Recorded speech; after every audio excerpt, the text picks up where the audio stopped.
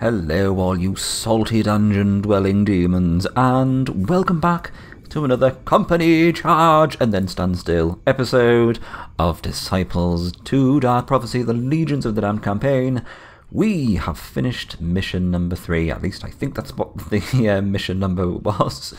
Sadly, Mango is a little bit underleveled for his finishing mission number 3, so we're going to have to concentrate on that in this mission. And we're currently on a mission to liberate liberate the demon Astaroth from his salty dungeon. But first of all, I've done a little bit of jiggery pokery off screen before I started recording, and I've outfitted Mango's party thus: with a cultist, possessed, and gargoyle. We're keeping the marble gargoyle in the city defense citadel. As this will come in handy for our city defender, which we will recruit eventually. He can have a marble gargoyle because he probably needs the extra help. I have also taken the liberty of outfitting Mango with a couple of healing potions, which he can use in battle because these are the battle item slots. But let us venture forth. I'm probably not going to deal with this little issue here in front of the citadel because it's not a great deal to deal with, should I say. Too much deal. Let's have a quick look around where we're at. I think we're probably at the top of the map. We are there, yes, there's the top. So we'll probably scope out the top and then venture southwards. Have we got any easy targets though? We do. Always goblins, the poor little blighters. Let us start with how much damage do you do? 40. In that case, let's get rid of the high HP poison, because you can take care of him. And this little combination going on here should be able to get rid of the goblin archers. If you're slightly concerned, I will be eventually skipping these battles.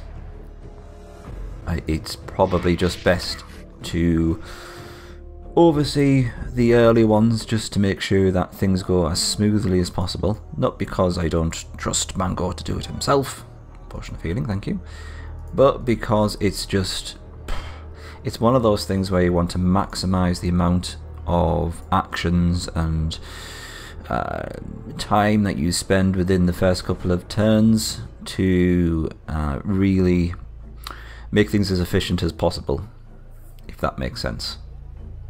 Anyway, let's see what happens. Probably going to get a couple of threats. Here we go. We will invade without mercy. That's Rodolph. And is it going to be a case that we're up against two lords? I suspect so. We did create an alliance with Hubert de Lely of the Empire. No, it's just the dwarves. Oh my goodness gracious me, what the hell they're doing. Well, this was slightly unexpected. You do get to see our capital guardian in his all his glory, which is Ashkale, the leader of 80 infernal cohorts. Ashkale was chosen by Bethpresent to guard the Legion's capital, never to leave it unprotected. And what do these fools think they're doing? Challenging the mighty Ashkale. There you go. That's that. That was slightly unexpected. I thought they were just going to stand there after the whole company charge thing and then just not bothering. But I have it. Now, admittedly, we could have been lazy, left Mango in the capital, and then had all of these people attack him. With the benefit of the 35% damage reduction buff you get from a garrisoned unit in the capital. But, you know, where would be the fun in that? I'm slightly regretting not doing that now. I didn't realise they were going to do that. But there you go. I don't know everything. Let us carry on. We've got an orc on the bottom. Is that where we want him? So he's going to go for the gargoyle. I think that's not necessarily a bad thing. Let's see what we can do. Should I preserve the possessed and get rid of this goblin? I think so. Might even get the gargoyle to defend, because we're definitely not going to take down the orc before he gets to attack first, so let's do that. Minimise the damage as much as possible. It's these kind of turns and that kind of strategy is why you want to oversee the first couple of battles within each map. Because if you just allowed it just to play out instantly, chances are they wouldn't do those kind of plays. And you'd end up with a very dishevelled gargoyle. I do appreciate that I buggered up that second turn. So, yeah, but never mind. You get the general gist, don't you? I think we can probably take on this orc as well. Let's do it. Might have to get the gargoyle to defend. In which case he may go for the possessed. But we'll see what happens. So then, let's get you to defend. See what the orc does. He may well go for the possessed because he knows he can do more damage to it.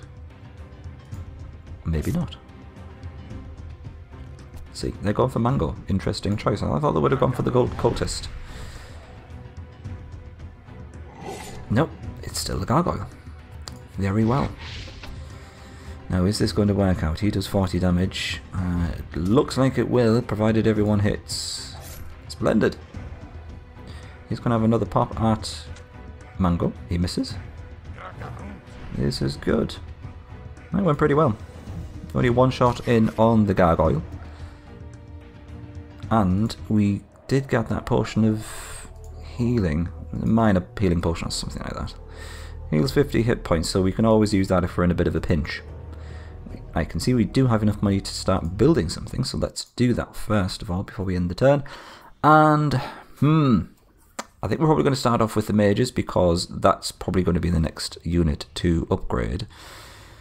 But what are we going to do? So we can either go down the Occult Abbey, Dark Sanctuary, and then Hall of Deceit. We could then have an altar, or we could just go completely down this side and go for the High Temple. I think, in order to get it out of the way and try and show you everything, let's go down this route, in which case we're going to build the Palace of Vice. Should I show you what follows the Palace of Vice? No, not yet. You'll find out when we get to build the buildings, of course. Let us end our turn. And let's have a quick look at what the question is. It is, what is your favourite unit in terms of aesthetics? What's your best looking unit? You know, if you had to go on a date and with one of the creatures from Disciple. No, not really. What's your favourite looking unit? That might be a different question. If you had to date one of the Disciples units, what would it be? I remember the clan scroll is quite nice, I believe. Increases by 15% the initiative. No, it's not actually. Never mind. Another orc in the middle. I think that's doable. We're getting a reasonable amount of XP from these battles, so let's do this. You're going to defend again, because I think we could probably lure the orc into attacking by doing that. We can. That's good. I think you should be able to hold out just enough. He does 5 damage. That's nothing. Again, for the orc, let's pile on the pressure. Let's go for it. Splendid. That's good. These guys are a very little consequence. They only do about 15 damage each, so that's fine. Is it 15 damage? Yeah, so, you know, you can pretty much halve that when they're going to go for the gargoyle, so not a problem at all. And, wow, that was quick. There's our witch. Polymorph, of course. Very low initiative, but can potentially take down some very hefty foes by turning him into an imp. Like this. Big bugger. Let's leave him there for now, though, and end our turn. Don't have enough money to buy any other buildings, so we're just going to have to wait it out just for a little bit longer. Do excuse me, just having a sip of the old brew. Very interesting. Up against just one lord. I expected 2, to be honest. Normally when you get to, probably around about midway through the whole saga thing, so once you get around about midway, you then start to come up against two lords. Oh, hits the councillor. Or should I say Mango? Master, word has spread of a new cult spreading through the realm. They call themselves occultists, and are protected by creatures which they summon through incantation. Who is leading the sect? Who indeed? It's kind of like a side story which develops throughout this saga. It's quite interesting. Cultist units are very good. We'll hopefully be able to see those in all their glory. Let us build the next upgrade structure though, and which is it going to be? It is of course going to be the warrior upgrade structure. Simply because that's going to be the next one that upgrades in Mango's party. As you can see, he's not got much to go at all. How are we going to do this though? How much damage does the Titan do? Bah. Let's err on the side of caution as usual and commence attack on Titan. Haha. You anime fans should get that one. Yeah, let's go for this. I'm wondering if she's going to go for the possessed. If the gargoyle defends 60 damage. We'll probably want to go all out, to be honest. You can go, because if she does attack the possessed, which she did but missed, he's going to level up almost assuredly and then regain all his health. But, you know, that's by the way now. Oh, I suppose it carries some relevance now that he's suffered some damage. You can't do anything, my love, so you just defend. Do some knitting or whatever you're doing in the back there. And excellent, there we go. So, Gargoyle still has a way to go, but he is still going to be the next one to upgrade, so let's think about doing that next. What have we got? Life Potion. The staple of, you know, early game treasure. Never a bad thing to have. Let's move you around. Going with the usual tactic of searching the corner of the map which you start in. Standard fare really, and then branching out from there onwards. Yes please. Splendid. Probably need to perhaps think about getting a rod planter out. Maybe do a bit more reconnaissance and take any resources that she comes across.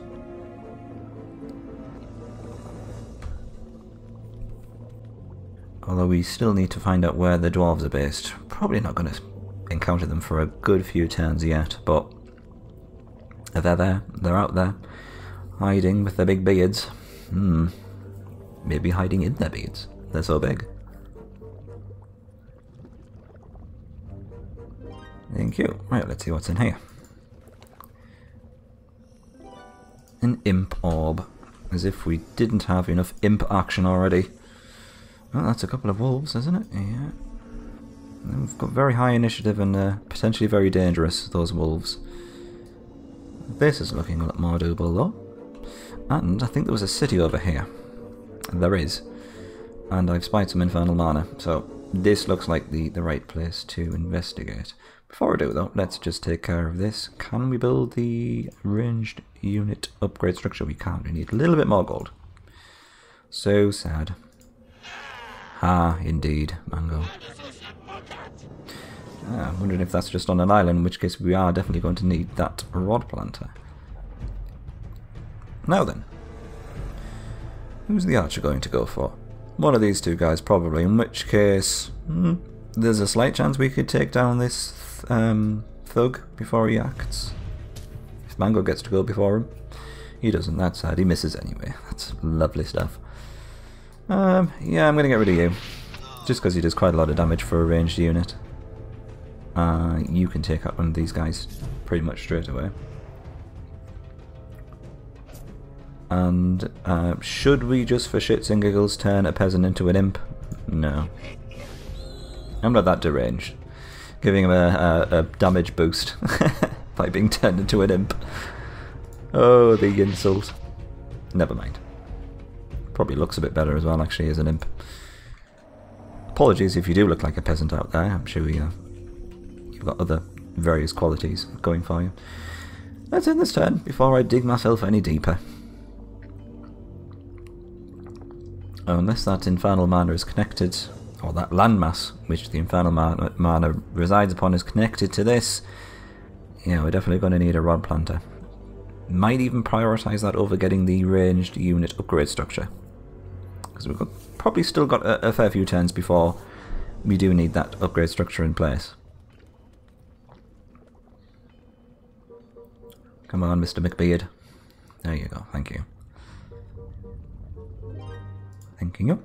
And let's give it a go. And rod planter. The Baroness. You know what? Because you've not been involved, yes, let's give Raxus a go.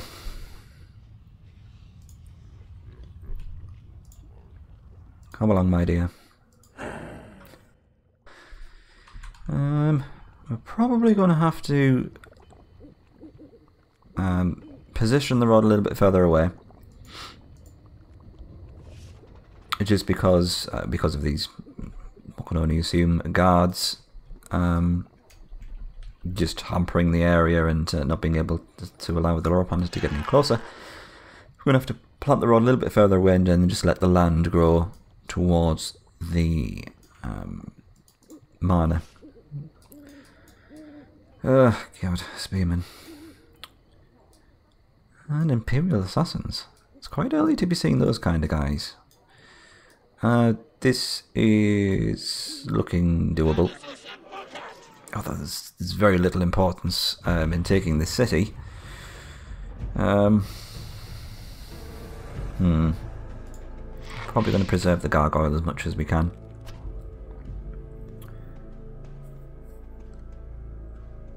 Should he defend? That's the question. Nah, let's go for it. Balls out.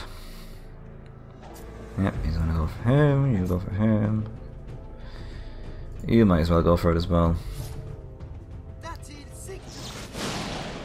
Oh, nice bit, a little bit of magic there. Now what? Let's go for you. And try and get rid of... Oh, bollocks, what am I going to do now? Yeah, let's get rid of you, actually. Because I think the combination of the archer and apprentice was enough to take down the witch, which would be sad times. Yeah, you take a swig at him. We're going to pull through, but we're not going to be in very good shape, which is probably just as well we went for a city. Goodbye to you. Should we go for him? Seems might as well just go for him actually. Zach should get a shot in before he gets to go anyway. But this gives the opportunity for this guy to go for who he pleases, which is probably the gargoyle. Yes. You're no longer required. As I said, could have gone better. For the amount of XP that we got from there as well. Anyway, let's see who's in the city. Oh, you again. Their defences were weak, and the lands have likely endured much suffering. I wouldn't exactly go that far. They gave us a good run for their money. We're probably going to have to leave them in the city to get a little bit of healing done. And like I said, we've gained very little from taking this city, so foolish me. Let's move a little bit further down, just scope that out, and then return. Oh god, I've run out of movement points. This isn't going well at all. I think this is probably the best opportunity for me to say, let's end this here, while I regain my marbles, and we shall continue in the next episode of Disciples Dark Prophecy. I'll see you then, Questers.